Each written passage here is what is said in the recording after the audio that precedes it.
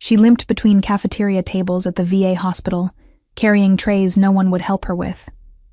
The crippled nurse, Dr. Halstead, mocked behind her back every shift. When the Vice Admiral of Naval Special Warfare walked in for an official visit with his Belgian Malinois, nobody expected that disciplined war dog to break formation for the first time in 8 years of service. He ran straight to her, laid his head in her lap, trembling.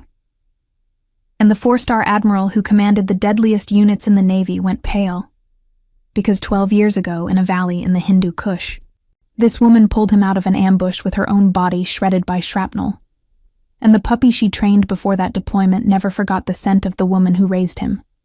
When the shooting started in that cafeteria minutes later, every soul in the room would learn that the limping nurse with the prosthetic leg had been the silent legend of naval special warfare. If this story moves you, hit that like button right now, comment below telling me which city you are listening from, and subscribe to Silent Badge's stories, because this is just the beginning, and you belong here. Welcome to the channel. The tray was too heavy. Erin Vance felt the muscle in her thigh seize before she had taken 3 steps from the serving line. Not the prosthetic side. The real one. Always the real one. The one that had to do double the work, because the carbon fiber leg below her right knee could not feel the floor. She kept walking. Slow, measured. The way she had been taught to walk through a field that might be wired. Heel to toe. No wasted motion. Eyes scanning without scanning. 3 steps. Pause. 3 steps. Pause. Behind her, somebody laughed.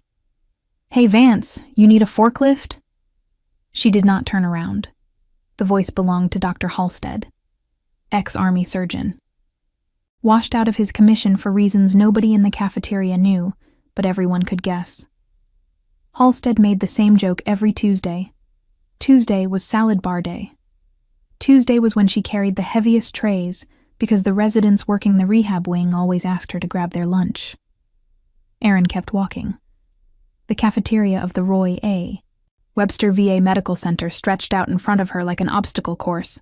Polished concrete floors, long metal tables, 63 people eating lunch on a Wednesday afternoon.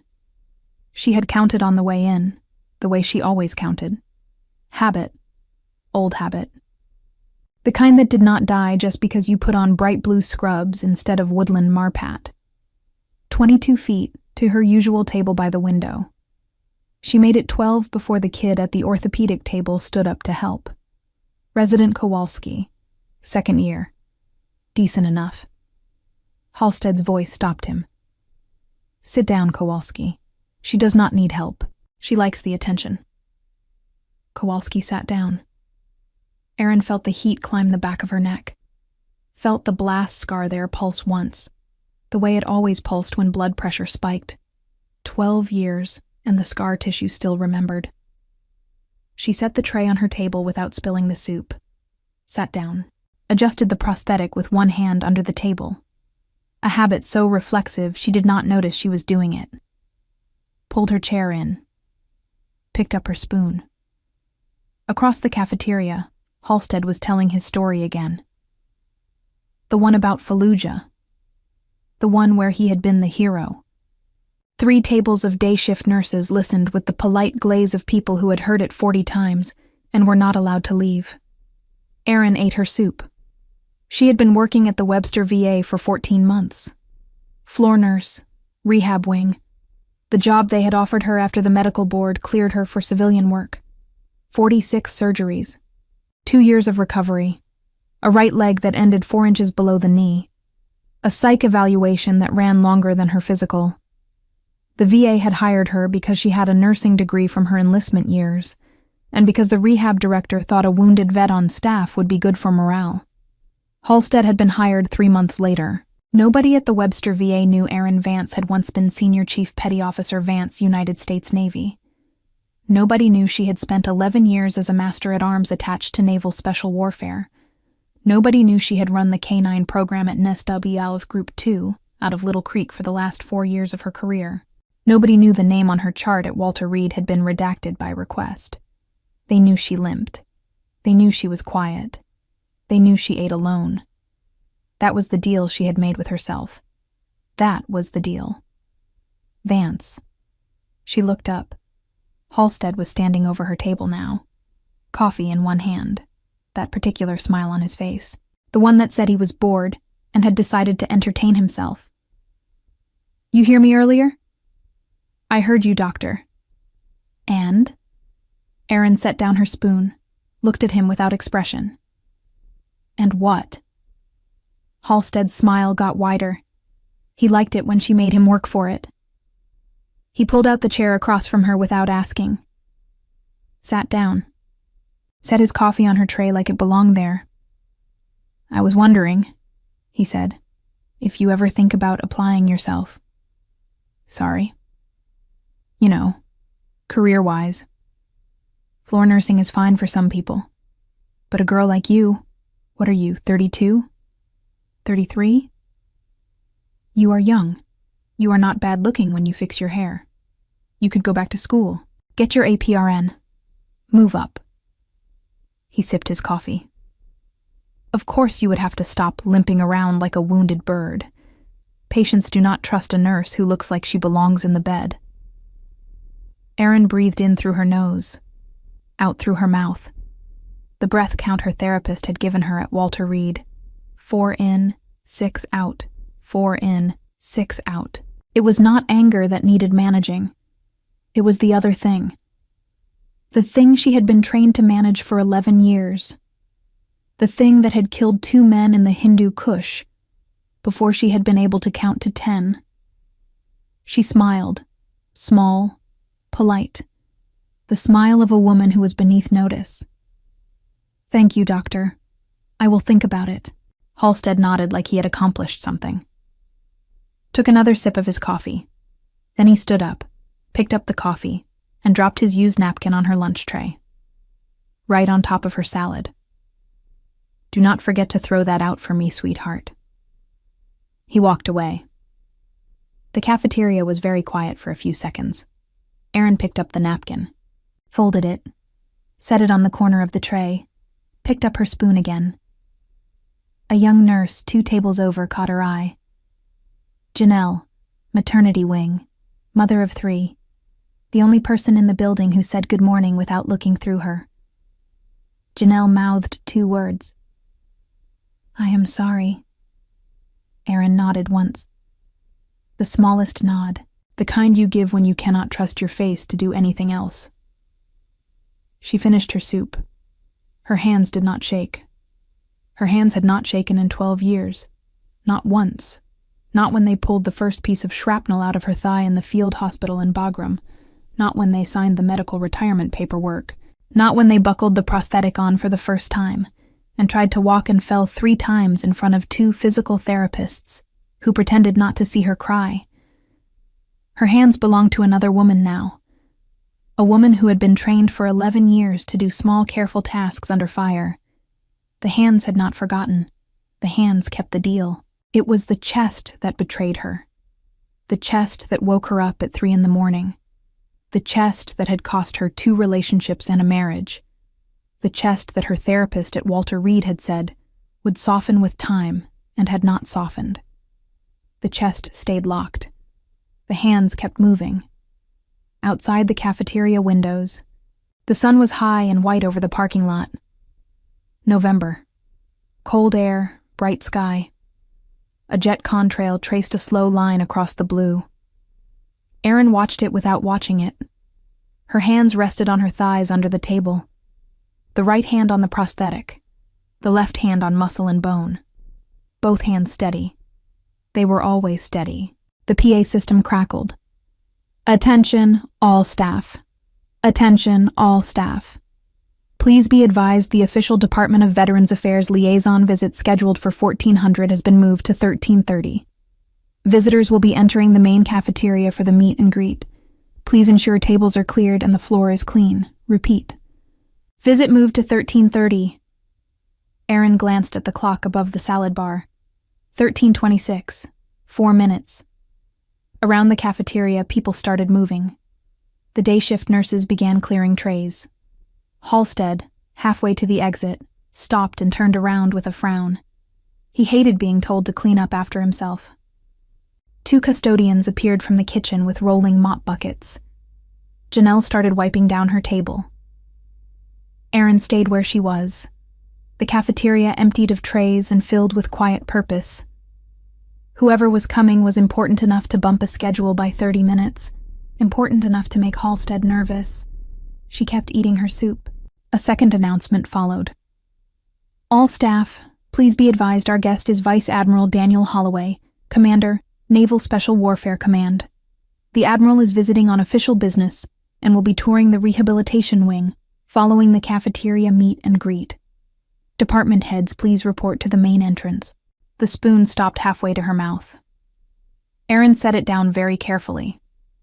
Vice Admiral Daniel Holloway. She knew the name. She knew the man. She knew the boy he had been before he was the man. JG Lieutenant Holloway, 26 years old, on his first combat deployment with SEAL Team 5 out of Coronado. He had been the youngest officer on the rotation. He had been so green, he had asked her 3 times in pre-mission briefings what the dogs were supposed to do if a target dropped a weapon. She had told him the dogs do what I tell them. He had nodded like a man memorizing scripture. That had been 12 years ago. June. The valley west of Asadabad. The valley nobody talked about. The valley where she had taken 6 pieces of shrapnel in the right leg and 1 in the left hip and 1 in the back of her neck, and had still managed to drag a 26-year-old JG out of the kill zone behind a culvert and hold pressure on his femoral artery for 43 minutes until exfil came in. He had lived. 6 other men had not. She had not seen him since the field hospital in Bagram. She had been intubated. He had been conscious. He had held her hand. He had cried. She did not remember if he had said anything. The morphine had been too heavy. 12 years. Vice Admiral. Erin looked down at her hands. They were still steady. The body had been trained well. The body did not betray. But something in her chest was not steady. Get up. Leave. Take the back hallway. Go to the rehab wing. Find a patient who needs vitals. Find anything. Be anywhere but here. She started to stand. The cafeteria doors opened. The first person through the door was a security officer in a black blazer with a coiled earpiece. Then 2 Navy commanders in service khaki. Then a small woman with a tablet and a press badge. Then a master chief in dress blues. Then a Navy captain. Then him. Vice Admiral Daniel Holloway walked into the Webster VA cafeteria the way a man walks into a place he owns. He was taller than she remembered, broader. The dark hair at his temples had gone iron gray. The face was harder, the jaw still sharp, the eyes still the same color, the eyes she had stared into for 43 minutes in a culvert while she counted his pulse and told him to stay awake. He wore service khaki with 3 silver stars on each collar, the sealed trident pinned over rows of ribbons she could read at 20 paces because she had earned half of them herself. Bronze star with V, purple heart with 2 oak leaves, Joint Service Commendation, Combat Action Ribbon, Navy and Marine Corps Achievement Medal. She knew which one belonged to the valley. He scanned the cafeteria with the slow professional sweep of a man who had not let his guard down in a building since he was 23 years old. His eyes passed her without seeing her. She breathed. The hospital director, a soft man named Bramwell, hurried forward with his hand out. Holloway shook it. The presswoman raised her tablet. The Master Chief stayed 2 paces behind, and to the right of the Admiral, hands clasped behind his back, and then the dog walked in. Erin's breath stopped. The Belgian Malinois entered the cafeteria at heel position on the Master Chief's left side. Fawn coat, black mask, black tactical vest with subdued American flag, and the small white embroidered designation MWD. Ears up, tail straight, mouth closed, eyes forward. The walk of a dog who had been on 3 combat rotations and had not made a wrong step in his entire life. She knew him. Atlas. She had picked him out of a litter of 7 in a kennel in Lackland, 8.5 years ago.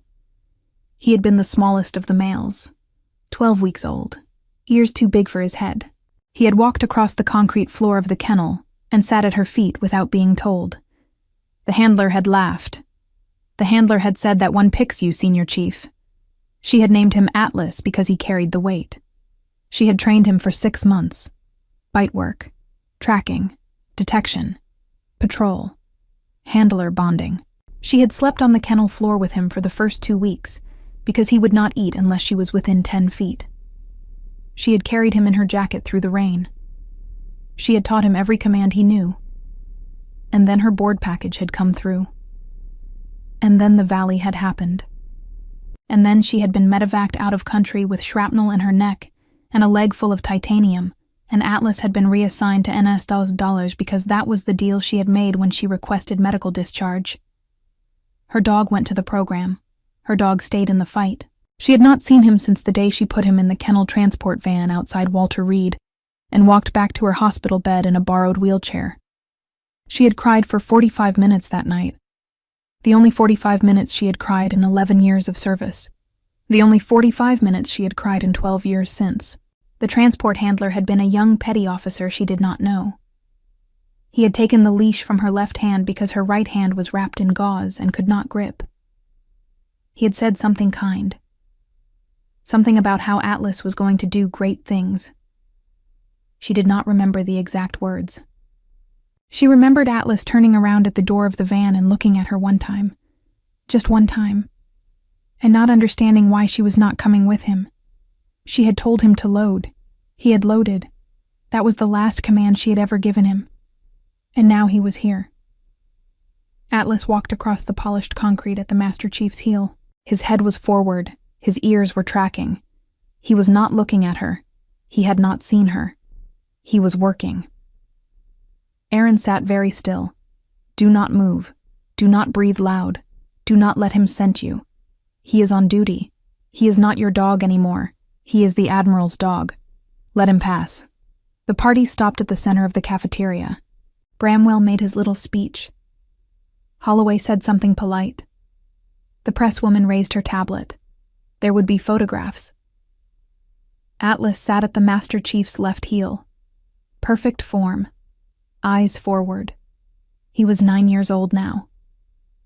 Aaron could see the white starting in the muzzle, could see the slight thickness in his hindquarters that came from years of jumping out of helicopters and breaching doors. He was retired from active operations. She knew because the vest he was wearing said so. The white embroidered letters under the flag read MWD Ret.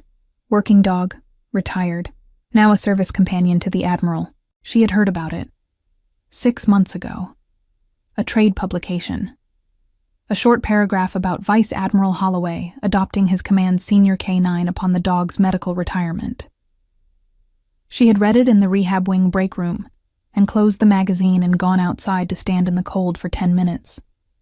Atlas's nose twitched. Aaron saw it from 20 feet away. The flare of the nostrils. The first deep draw. The second.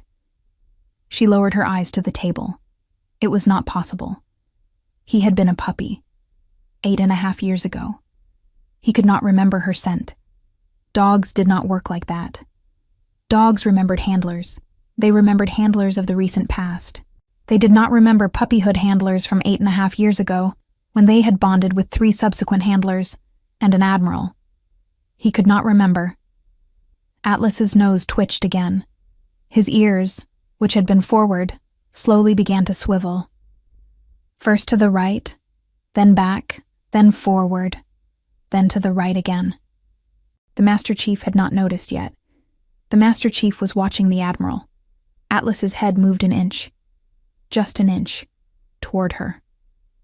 Erin closed her eyes. She heard the small sound first. The smallest sound a Belgian Malinois can make. A whine that is not a whine. A breath that goes longer than it should. The breath of a working dog who has been trained for his entire adult life not to break formation under any circumstance, and is suddenly experiencing something for which he does not have a command. The Master Chief's hand twitched on the leash. Atlas whined again, louder. The cafeteria began to notice. The presswoman lowered her tablet. The captain turned his head. Holloway, mid-sentence with Bramwell, paused. did not stop, just paused. His eyes flicked sideways to the Master Chief, then to the dog. Bramwell laughed nervously. "Excuse me, Admiral, is the dog all right?" Holloway did not answer immediately. He was watching Atlas. The way a man watches a piece of equipment that has never malfunctioned and is now doing something it has never done.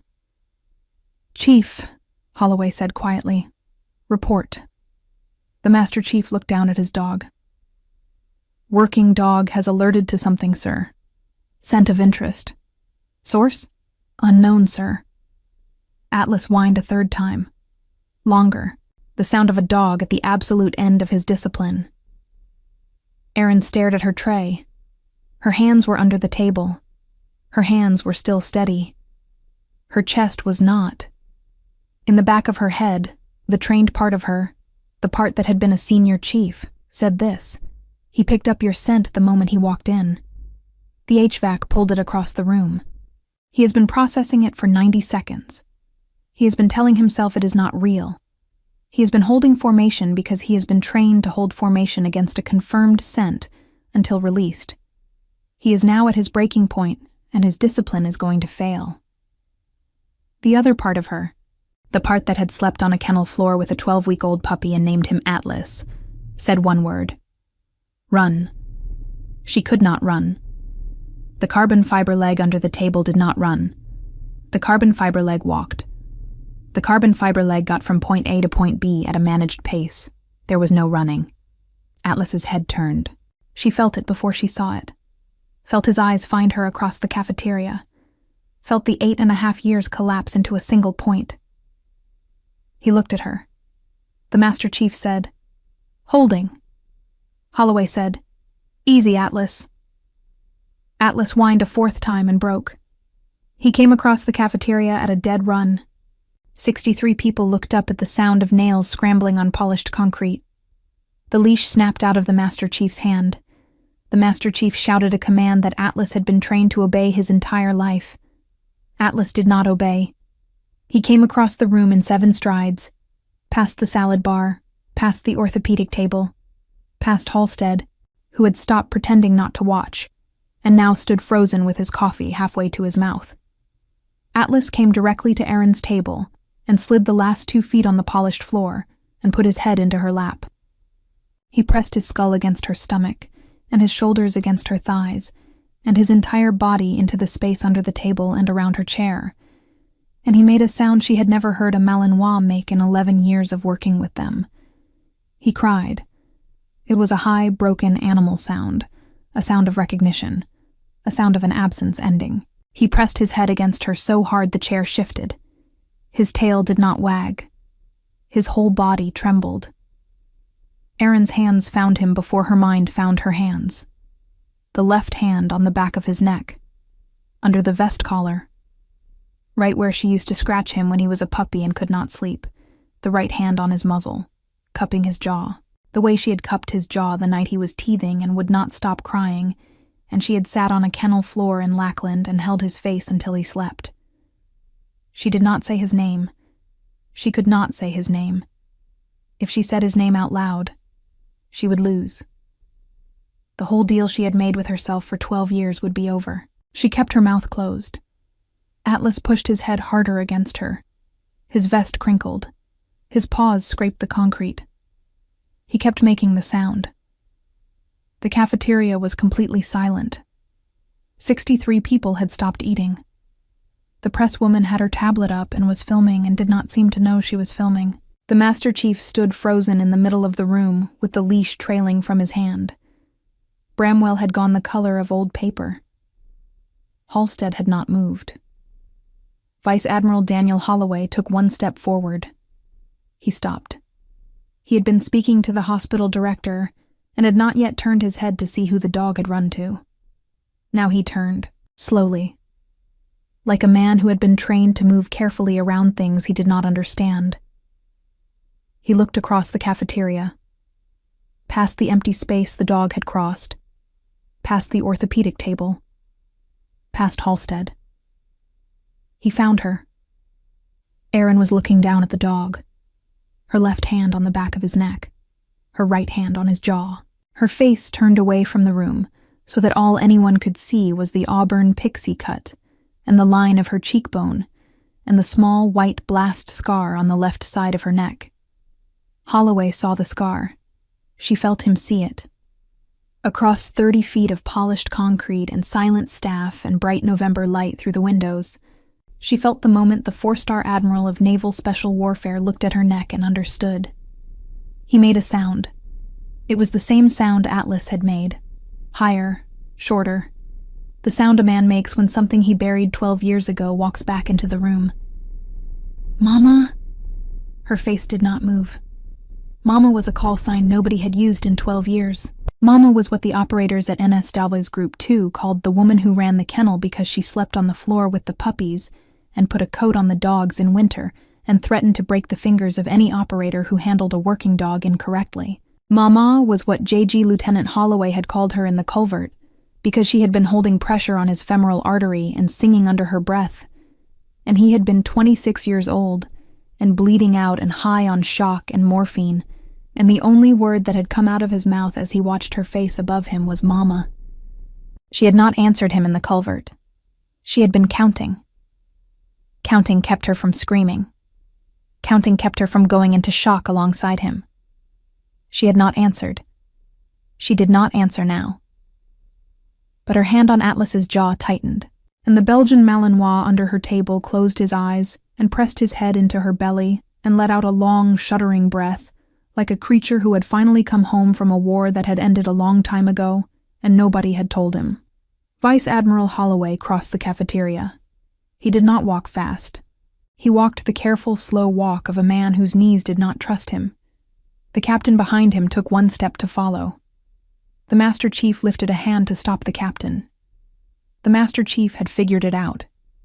The Master Chief stayed where he was. Holloway stopped 6 feet from her table. He looked at the dog. He looked at her hand on the dog's jaw. He looked at her neck. "Senior Chief," he said. The word landed in the cafeteria like a piece of equipment falling from a great height. Erin lifted her face. Her eyes were green and dry. Her face was composed. The face she had practiced in the bathroom mirror at Walter Reed every morning for 8 months before she came back into the civilian world. The face that gave nothing away. She looked at the Vice Admiral. "Sir," she said. It came out small. The voice of a floor nurse. The voice of a woman who had not been called Senior Chief in 12 years. Holloway's jaw worked. The cafeteria heard the word Senior. The cafeteria heard the word Chief. 40 heads turned. Halstead's coffee cup slipped 2 inches in his hand, and a thin brown line ran down over his knuckle and dripped onto the tile. He did not notice. "Senior Chief Vance," Holloway said. Louder this time. The voice he used to give a speech. The voice he used to make a room understand. United States Navy, retired. He came to attention. In the middle of a VA cafeteria on a Wednesday afternoon, in front of 63 eating staff members and a press liaison with a tablet and a hospital director the color of paste, Vice Admiral Daniel Holloway, Commander, Naval Special Warfare Command, came to attention and rendered a slow, full, hand-trembling salute to a floor nurse with a prosthetic leg. "It is good to see you, Mama." Erin's left hand on the back of Atlas's neck did not move. Her right hand on his jaw did not move. Her face did not move, but something in her green eyes that had been frozen for 12 years cracked, and a single tear ran down the line of her cheek and disappeared into the fawn fur of the dog she had raised from a puppy. She did not return the salute. She was not in uniform. She was sitting down. There was a dog in her lap. There were rules about salutes, and she had spent 11 years following them. Instead, she said quietly, the only thing she could say, "Cinder." The cafeteria did not know what the word meant. The presswoman did not know. Bramwell did not know. Halstead did not know. The Master Chief knew. The captain behind Holloway knew. Atlas knew. Vice Admiral Daniel Holloway's hand came down from the salute and went over his mouth, and his shoulders shook one time, just one time. And then he steadied himself and lowered the hand. "Cinder," he said. "Yes, ma'am." He took 2 more steps, lowered himself slowly into the chair across from her.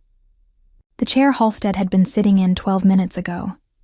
He sat down like an old man with a bad back. He put one hand flat on the metal table. Atlas did not move from her lap. The Webster VA cafeteria stood in absolute silence. Nobody ate. Nobody moved. Janelle from maternity had both hands over her mouth. Kowalski, the second-year resident, had stood up without realizing it. Halstead's coffee cup had slipped another inch, and now there was a small brown pool on the tile under his hand. The PA system crackled. For a half-second, Aaron thought it was another announcement.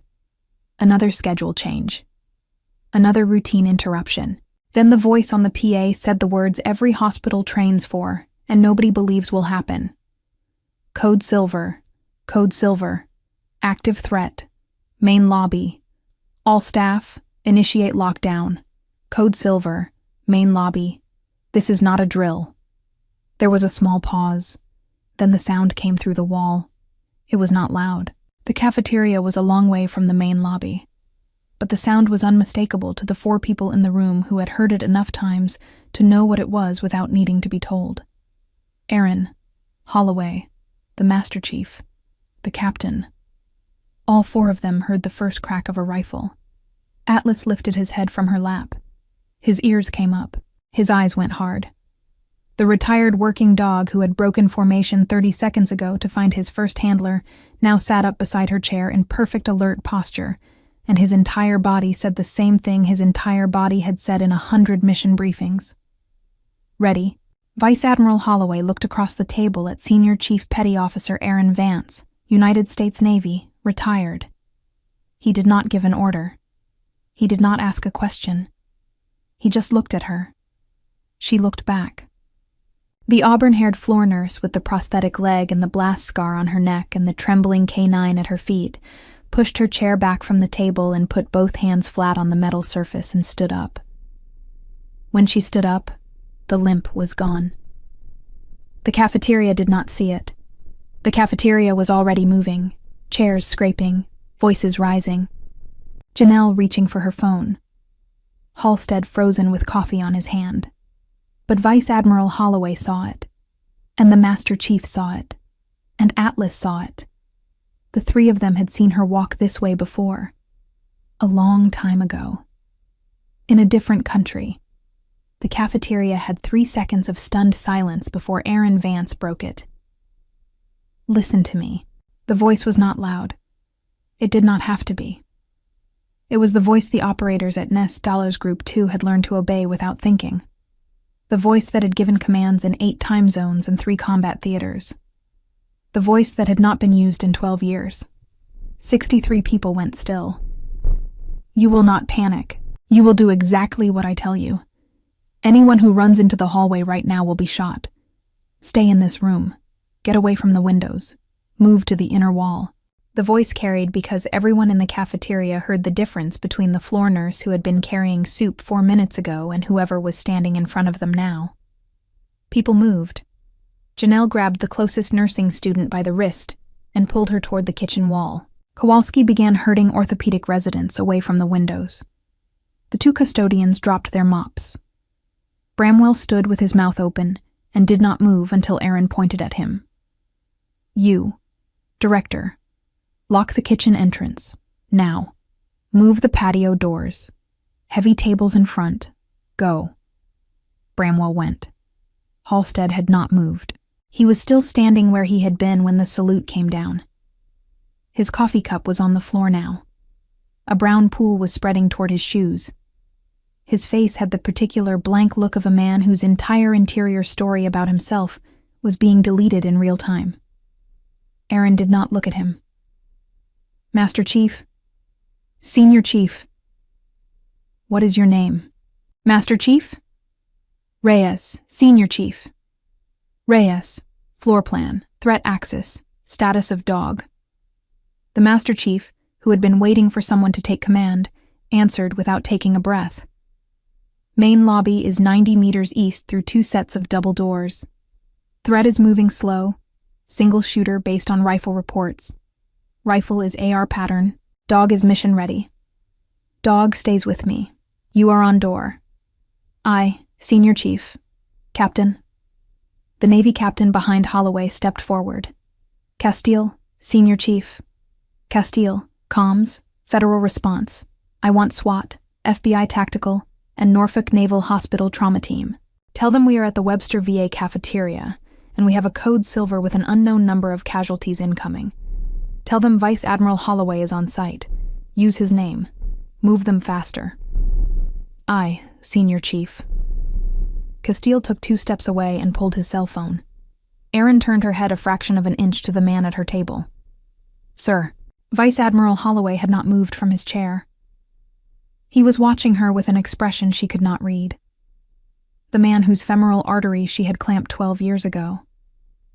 The man who now ran the most lethal special operations community in the United States military. I need you to do the hardest thing you have ever done, she said. I need you to stay out of my way. His jaw moved. He nodded once. You command this room from that chair, Admiral. You make decisions about evacuation. You do not engage. We did not bring you home from Afghanistan to lose you at a Wednesday lunch. Understood, Senior Chief. She did not say thank you. There was no time for thank you. She turned to the room. Anyone with medical training, hands up. 19 hands went up. Mostly nurses, 2 residents, 1 nurse practitioner from oncology. Janelle. Anyone with combat medic experience, hands up. 4 hands, all older. 2 men, 2 women. All veterans the VA had hired as part of the pilot program. You 4 with me. Center of the room. We are turning this cafeteria into a casualty collection point. Push the tables together. 3 rows. I want surgical surfaces. Janelle. Yes. You run intake. You get me names and demographics on every wounded that comes through that door. You triage with the green tags first. Anyone gray, you mark them and move on. Do not get sentimental. You hear me? I hear you. Good. The rest of you. Sheets, towels, anything cloth. Strip the kitchen, strip the laundry cart. I want pressure dressings ready. Kowalski. Yes, Senior Chief. You and the orthopedic table. There are crash carts in the rehab wing 30 meters down the corridor. Take 2 custodians. Push. Do not run. Bring me everything. AED, intubation kit, IV supplies, blood expander, every ampule of tranexamic acid in the building. Move. He moved.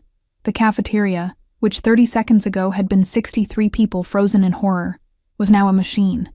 Tables sliding, sheets tearing, voices calling out supply locations. A nursing student crying quietly into her shoulder as she ripped a pillowcase down the seam. Atlas pacing tight figure 8s at Erin's left heel without being told. Halstead finally moved. He stepped forward. His face had reorganized itself into something approximating authority. The doctor face. The face he used at staff meetings. Vance. Senior Chief. Whatever you are. This is a hospital. I am the senior physician on this floor. I will be running point on casualty management. You can assist. Erin did not look at him. She was zipping open a crash cart Kowalski had wheeled to her hip. Her hands moved through the contents at a speed that should not have been possible. Counting ampules, stacking gauze, pulling out a 14-gauge angiocath and a scalpel, and clamping them between her teeth while she dug for the surgical airway kit. Dr. Halstead. Yes. Have you ever managed a mass casualty event? I served in Iraq. That is not what I asked. I treated war wounded for 2 years. That is not what I asked. She turned her head and looked at him for the first time since she had sat down with her soup. Have you ever managed a mass casualty event from a hostile shooter inside a civilian structure? Halstead's jaw worked. No. Have you ever clamped a junctional hemorrhage in the field with nothing but your hands and a kitchen towel? He did not answer. Have you ever performed a surgical cricothyrotomy on a screaming patient with 40 seconds of survival window? I have read the procedure. You have read the procedure. The voice did not get louder. It got quieter. The cafeteria heard the difference. Every person setting up the casualty surfaces heard the difference. Janelle paused with a sheet in her hands. Dr. Halstead, you are going to stand at the kitchen entrance and you are going to direct ambulatory wounded to triage one with Nurse Janelle. You will not touch any patient who is bleeding. You will not give orders. You will not speak to me unless I speak to you first. If you interfere with my work in any way, I will have Master Chief Reyes physically remove you from this room. Do you understand? The cafeteria was watching. Halstead's face went through 3 colors, red, then white, then a kind of bloodless gray. Yes. Yes, what? Yes, Senior Chief. Go. He went. He walked to the kitchen entrance and stood next to Janelle with his hands hanging at his sides. Aaron returned to the crash cart. Vice Admiral Holloway, sitting in his chair 6 feet away, made a small sound. It might have been a cough. It might have been a laugh. Atlas's ear flicked toward him for half a second, and then flicked back to her. The double doors at the east end of the cafeteria burst open. The first wounded came through. A custodian. Young. Late 20s. Holding his left forearm with his right hand and bleeding through both. A rifle round had gone through the meat of the forearm and exited cleanly. He was not in shock yet. He was in the part right before shock where the body tells you everything is fine because the body has not done the math. Sit him down, Aaron said. Janelle, vitals. Tourniquet 2 inches above the wound. Mark the time on the dressing and marker. You have 90 seconds with him. Move. The next patient came through behind him, an elderly veteran in a wheelchair, hid in the left flank. The wheelchair was leaving a trail of dark blood on the polished concrete. The man who was pushing the chair was sobbing. Aaron pointed to a surgical table without looking up from the crash cart. Surface 2. Lay him down on his right side. Pressure on the entry wound. Do not move him off the chair seat until I tell you. I am coming. The man pushing the chair was sobbing harder now. He was a janitor. He had probably been pushing the veteran to physical therapy when the shots started. He had probably run with the chair the entire length of the building. Hey, Aaron said. She had not moved from the crash cart, but her voice cut across the room and landed exactly where it needed to. Friend, look at me. You just saved his life. Pressure on the wound, both hands, eyes on me. You hear me? The man nodded. Both hands went on the wound. He stopped sobbing. He breathed. She pulled the trauma kit out of the crash cart, slung the strap over her shoulder, took the scalpel out from between her teeth, and walked across the cafeteria toward surgical surface 2. It was not back. It would not come back for the next 43 minutes. The body remembered. The body had been trained for this exact event. The limp was for civilian life. The limp was for carrying soup trays at lunch. The limp was not for war. Atlas walked at her left heel with his ears up and his eyes on the kitchen entrance, and the cafeteria of the Roy A. Webster VA Medical Center watched the woman they had called the crippled nurse turn into something that none of them had words for. The east doors crashed open again. The shooter had come into the corridor. He was not large. That was what struck her first. The shooter who had killed 3 people in the main lobby and was now 20 feet down the corridor outside the cafeteria was not large. 5'9", 160 pounds, olive drab jacket, plate carrier, AR pattern rifle on a single-point sling, tactical eyewear pushed up on his forehead. Aaron saw him through the gap between the doors when he passed. She did not stop working. She had the elderly veteran on his right side on surgical surface 2, a clamp in his abdominal wall, her left hand applying pressure to the exit wound, her right hand packing combat gauze into the cavity. The man who had been pushing the chair was holding the veteran's hand and whispering to him in Spanish. Aaron spoke without looking up. Master Chief. On it, Senior Chief. Reyes was already at the east doors. He had taken cover behind a metal table he had flipped on its side. His sidearm was drawn. A Sig Sauer. Standard Navy issue. He was a Master Chief who had run 3 rotations of K-9 operations and probably had 20 years of CQB training. He could hold the door. Aaron pulled another 4 inches of combat gauze into the abdominal wound and clamped the bleed. The elderly veteran was going to live if she could get him to a surgical theater in the next 19 minutes. The trauma team out of Norfolk was 8 minutes out by helicopter. The math was tight, but the math worked. She lifted her head. Atlas. The dog's ears swiveled. Heel. Reyes. Atlas crossed the cafeteria at a trot and took up post at Master Chief Reyes' left side. The retired working dog who had not been on an operation in 14 months slid back into the position he had spent his life in and froze. Reyes did not look at the dog. Reyes did not have to. The dog was where the dog was supposed to be. Janelle. Yes. Take over pressure here. Both hands on the gauze. Do not let go. Talk to him. Keep him with us. Janelle came. Janelle took the gauze. Janelle put her face 6 inches from the elderly veteran's face and started telling him about her 3 children. The veteran's eyes focused on her. Aaron stepped away from the surgical table. She pulled the scalpel from her teeth. She did not have a weapon. The room did not have a weapon. The Master Chief had a sidearm and a working dog and a flipped table for cover. The shooter had a rifle and body armor and 20 feet of clear corridor. She walked across the cafeteria toward Reyes. No running. The walk she had been taught. Heel to toe. No wasted motion. Eyes on the threat. Hands loose. She stopped at his shoulder. Master Chief. Senior Chief. He has been outside the lobby for 2 minutes. He has not entered. Why? He is hunting. He cleared the lobby and now he is searching. Searching for who? Reyes' eyes flicked sideways, to the chair where the Vice Admiral of Naval Special Warfare was sitting. The Admiral whose photograph had appeared in 2 trade publications and 3 Navy Times articles in the last 6 months.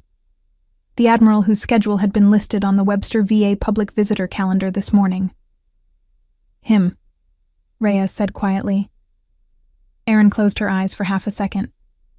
Castile. Senior Chief. The captain was at the inner wall with his cell phone pressed to his ear. He held up one finger and finished a sentence, and then crossed to her. FBI tactical is 6 minutes out. Norfolk trauma is 8. The shooter is here for the Admiral. Castile's jaw locked. Yes. Did the Admiral's office post his itinerary? Standard public release. Yes. Captain. I know, Senior Chief. That is going to be a conversation in 3 hours. Right now, I need you on the south doors. He has not cleared them yet. If he flanks, you are our only line. On it. Castile moved. Aaron turned to Reyes. He will breach in the next 90 seconds. He will use a flashbang first if he has one. He will come through the east doors low and right. Atlas takes the right knee. You take the left chest above the plate. I will take the rifle. Reyes' mouth opened slightly. Senior Chief. I will take the rifle, Master Chief. You will not stop me. We do not have time. He did not argue. He had spent his career working with operators who gave orders that did not have time for argument. He recognized the cadence. He recognized the math. The shooter had 30 rounds in the rifle and probably 2 spare magazines. If the shooter got inside the cafeteria, the casualty count would triple in the first 15 seconds. Reyes knew it. Atlas knew it. Aaron knew it. The only way to stop a shooter in close quarters with a rifle and body armor was to get the rifle offline. She positioned herself 2 feet to the left of the east doors, inside the door swing, behind the metal frame, in the dead space that a shooter clearing a room would not see for the first half-second of entry. The scalpel was in her right hand. The 14-gauge angiocath was in her left. She closed her eyes for one breath. In the back of her head, the part that had been a senior chief said this. You are 5'2". You weigh 112 pounds. Your right leg is carbon fiber. The shooter has 8 inches and 50 pounds on you. The only thing you have over him is 12 years of knowing exactly how a body fails when you put metal in the right place. She waited. The flashbang came through the gap. The bang was bright. The concussion hit her in the chest. She felt Atlas flinch behind her and then steady. Reyes had taken his eyes off the door for the half-second of the flash. The shooter had bought himself half a second. It was not enough. The shooter came through the east doors low and right exactly the way she had told Reyes he would. The rifle barrel was up and tracking. He scanned right. He scanned left. She was already moving. She came out of the dead space behind the doorframe at a full run. The angiocath went into the side of his neck above the plate carrier. Into the carotid sheath. Not the artery. The sheath. The bundle of nerves and vessels that did not kill a man but turned him off for 9 seconds. His head jerked sideways. The rifle muzzle followed his head. She had 2 seconds. The scalpel went into the inside of his right wrist. The radial artery. A single cut. She did not slash. She placed it. The blade slid through the skin and through the artery and out again. The wrist opened. The hand on the rifle's pistol grip lost grip strength in 3 seconds. Atlas hit him at the right knee. The Belgian Malinois, who had been waiting for the command since the moment he scented her in the cafeteria, came across the doorway in a single bound and took the kneecap in his teeth. 80 pounds of working dog. 200 psi of bite pressure. The shooter went down. Reyes's sidearm came up and put 1 round in the left shoulder above the plate. The shoulder rotation that made the rifle a weapon stopped existing. The rifle dropped. Erin caught it before it hit the floor. She slung it over her own shoulder, cleared the chamber, dropped the magazine into her left palm, locked the action, set the rifle on the metal table behind Reyes.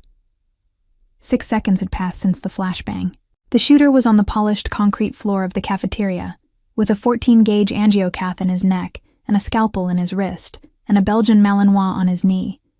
And his eyes were open and unfocused, and he was bleeding from places that would not kill him but would stop him. Erin knelt next to him. She put her left hand on the wrist artery. Pressure. She put her right hand on the angiocath in his neck. Steady. Atlas, off. The dog released. Atlas, guard. The dog stepped 2 feet back and held position. Erin looked at the man on the floor. He was young, 24, 25 at the most. His face was wet with tears under the tactical eyewear. There was an old burn scar on the left side of his jaw. There were unit tattoos on the inside of his right forearm that she recognized. Marine Corps, 3rd Battalion, 7th Marines, a combat veteran. She closed her eyes for a half-second. What is your name, Marine?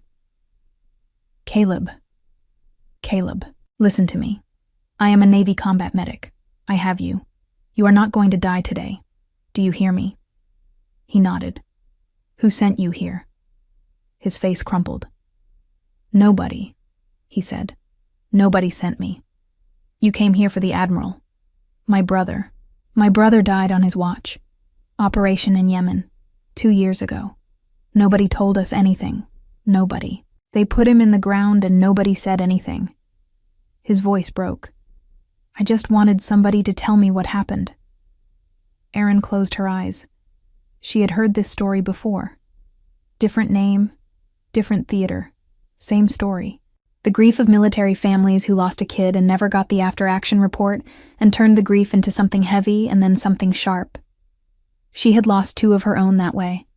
She did not move her hands from the angiocath or the wrist. Caleb, the Admiral is sitting 20 feet from us. He's going to talk to you. He is going to tell you what happened to your brother. He owes you that. But I need you to live long enough to hear it. Are you with me? Yes. Reyes. Senior Chief. Restraints. Then take over pressure on the wrist. Reyes came forward with zip ties from his belt, took the wrist, held the pressure. Erin stood up. Vice Admiral Daniel Holloway was on his feet. He had been on his feet since the flashbang. His hand had gone to his side where a sidearm would have been if he had been carrying one. He had been frozen for the entire 8 seconds of the engagement. His face was the color of paper. Aaron walked across the cafeteria toward him. The limp was still gone. She stopped 6 feet from him, the same 6 feet he had stopped from her 31 minutes earlier. "Admiral, Senior Chief, there is a Marine on the floor by the east doors. His name is Caleb. His brother died on your watch in Yemen 2 years ago. He needs you to talk to him." Holloway's jaw moved. "Senior Chief. He came here because he could not get answers any other way. He is 24 years old. He just lost the rest of his life because he did not get a phone call he was owed. You are going to go give him that phone call now, while I work on the other patients." Holloway looked at the young man on the floor. He looked at the Belgian Malinois standing guard. He looked at the Master Chief holding pressure on a wrist artery. He nodded. "Yes, Senior Chief." He walked across the cafeteria toward the Marine on the floor. Aaron turned to Surgical Surface 2 and went back to work. The wail of helicopter rotors was coming down out of the November sky. The Norfolk trauma team came in through the rooftop helipad 62 seconds later. FBI Tactical breached the main lobby 70 seconds after that. They cleared the building floor by floor and found nothing else. There had only ever been one wounded brother of a dead Marine, and now the brother was alive and zip-tied on the floor of the cafeteria with a 4-star admiral kneeling next to him, talking quietly about a man named Daniel Bishop who had died on a beach in Yemen on the 3rd of April 2 years ago. Aaron did not hear the conversation. She was inside the chest of the elderly veteran on Surgical Surface 2. The Norfolk trauma surgeon, a commander named Park, had come into the cafeteria with his team and stopped at the surface and looked at the field surgery she had performed and said one sentence. "Who did this?" Janelle pointed at Aaron. Commander Park looked at the auburn-haired floor nurse with the bright blue scrubs and the prosthetic leg and the blood up to her elbows. "Ma'am." "Senior Chief Petty Officer Aaron Vance, United States Navy, retired. I packed the abdominal cavity with combat gauze, clamped the inferior epigastric, and ran tranexamic acid IV push. He has been hemodynamically stable for 4 minutes. Senior Chief." "Commander." Park looked at her for a long second. Then he said, "Will you scrub in with us at Norfolk?" The man pushing the wheelchair had not let go of the veteran's hand the entire time. "I will follow you to Norfolk and brief your team. He is mine until you have him in the operating theater." "Aye, Senior Chief." They loaded him onto the gurney. Atlas walked at her left heel as she walked beside the gurney to the corridor. The Belgian Malinois had not left her side since he had broken formation. He was not going to leave it. She stopped at the east doors of the cafeteria and looked back. The room was different now. 15 wounded had come through the cafeteria in 40 minutes. 3 critical, 12 stable. Janelle was sitting cross-legged on a surgical table with a bottle of saline in her lap, weeping quietly. Kowalski was on a phone with someone at the State Medical Board. Castile had 2 FBI agents in a corner with a tablet. Reyes was standing over Caleb Bishop with a hand on the Marine's shoulder, while the medics worked on his wrist. Dr. Halstead was sitting alone at a table by the window. He had not moved since she had sent him to the kitchen entrance. Janelle had quietly relieved him of triage duty 20 minutes in. He had sat down at the table, and he had not stood up again. He had a coffee cup in his hand. He had taken it from somewhere. He held it like a man holding the last thing he had. Aaron walked across the cafeteria to his table. She stood across from him. The seat she had occupied during lunch was on the other side. The seat the Vice Admiral had occupied was empty between them. Halstead did not look up. "Dr. Halstead." He looked up. He had aged 5 years in 40 minutes. The skin around his eyes had gone slack. The hand on the coffee cup was shaking. She did not sit down. "You will resign by the end of the week." He opened his mouth. "You will write a letter to the hospital director apologizing for the conduct that has been documented by 4 staff members and 3 patients over the last 14 months. You will not name me in the letter." You will not contest your resignation. You will not seek another civilian medical appointment." He closed his mouth. "In return, I will not contact the Marine Corps representative I served with in the Hindu Kush, who was at Fallujah during the operation you described to Nurse Kowalski as your own. I will not contact him because I do not want to spend the next 2 years giving a deposition, but I want you to understand that I could. Admiral Holloway, who was at Fallujah, has now heard your story, and I want you to spend every day of the rest of your life understanding that the people you ridiculed knew exactly who you were." His hand on the coffee cup spasmed once. "Senior Chief. Doctor. I am sorry. I do not need your apology." She looked at him for one more second. Then she turned and walked away. Atlas walked at her left heel. Vice Admiral Daniel Holloway found her 3 hours later at Norfolk Naval Hospital. She had finished briefing Commander Park's surgical team on the elderly veteran's status. The veteran was going to make it. The Marine, Caleb Bishop, was in custody in a separate wing under federal supervision and would not see the inside of a cell for at least 18 months, while a panel of military psychologists and federal prosecutors decided how to handle the grief that had brought him to a VA cafeteria with a rifle. The young Marine had asked to speak to her before they took him away. He had cried into the bandage on his wrist and said thank you. Erin had said nothing. Her hand had rested on his head for one moment and then taken it away. She was sitting on a bench in the courtyard outside the trauma wing when Holloway came out. He sat down next to her. Atlas, asleep at her feet on the cold cement, did not lift his head. For a long minute, neither of them spoke. Erin. Daniel. It was the first time in 12 years either of them had said the other's first name out loud. "I am sorry." She did not answer. "I came looking for you 4 years ago. I sent 2 of the team to Walter Reed to ask after you. Your file had been sealed at your request. I respected that for a while. I should not have respected it for as long as I did. You did the right thing, Daniel. I left you in a culvert. You did not leave me in a culvert. I gave you to the medevac. There is a difference. You took 6 pieces of shrapnel. You were intubated for 9 days. I have your medical record on my desk in a drawer that I have not opened in 8 years. I know." He looked at her. The light through the November trees made the gray at his temples look like silver. "I want to offer you a position." "I know that too." Naval Special Warfare is standing up a combat trauma response program. K-9 integrated. Veteran integrated. Civilian crossover. The first of its kind. I want it embedded with the Webster VA. I want you to run it. She did not answer. "I want Atlas to stay with you. Officially. I will sign the transfer paperwork tomorrow." She looked at the dog at her feet. The dog opened one eye and looked back at her and closed the eye again. "Daniel. Erin. I am not in uniform anymore. I do not need you in uniform. I have 1 leg.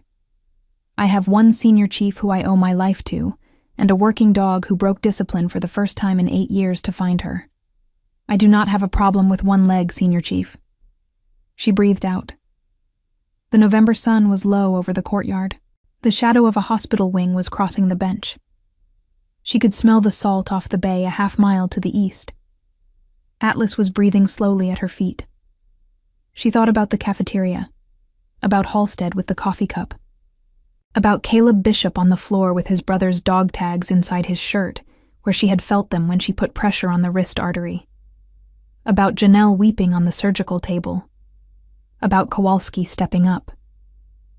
She thought about the deal she had made with herself 12 years ago, the deal to be quiet, the deal to be invisible, the deal to be less than what she was so that the world would not ask her to do this again. The world had asked her to do this again. She had said yes without thinking. That was the answer. The deal was over. "Yes, Admiral." Holloway did not smile. The smile would come later. Right now he just closed his eyes for 1 second and opened them and nodded. "Thank you, Senior Chief. I have 1 condition. Name it. I keep the floor nurse job at the VA. Half-time. I am not giving up the floor. The floor is where the patients are. Done. And I want Janelle on my team. Maternity nurse, 3 kids. You will pay her like the senior staff she is. Done. He stood up. He looked down at her on the bench. He looked at the Belgian Malinois at her feet. It is good to have you back, Mama. She looked up at him. For the first time in 12 years, a small, dry smile moved across her face. It is good to be back, Cinder. He walked away across the courtyard. The November light was on his service khaki. The 3 stars on each collar caught the sun. Atlas opened both eyes and watched him go. Erin reached down and put her hand on the dog's head. He pressed up into her palm. The way he had pressed up into her palm in a kennel in Lackland 8.5 years ago, when he had been 12 weeks old and had decided she belonged to him. She sat on the bench in the November sun for a long time. Then she stood up. The limp came back when she stood. The carbon fiber leg under her right knee did not know how to walk without a small hitch. The body was tired now. The body had earned the limp back. She did not mind the limp anymore. The limp was the receipt for a culvert in the Hindu Kush. The limp was the receipt for 43 minutes of pressure on a femoral artery and a JG lieutenant who lived and a working dog who never forgot her scent. The limp was the receipt for a life. She walked across the courtyard with Atlas at her left heel. The receipt for a life was not a thing to hide. It was a thing to carry. The end. If this story moved you, hit that like button right now, comment below, and tell me which city you are listening from, and subscribe to Silent Badge's stories so you do not miss the next one. There is a world of quiet heroes out there, and we are telling their stories one by one. Welcome to the channel. You belong here.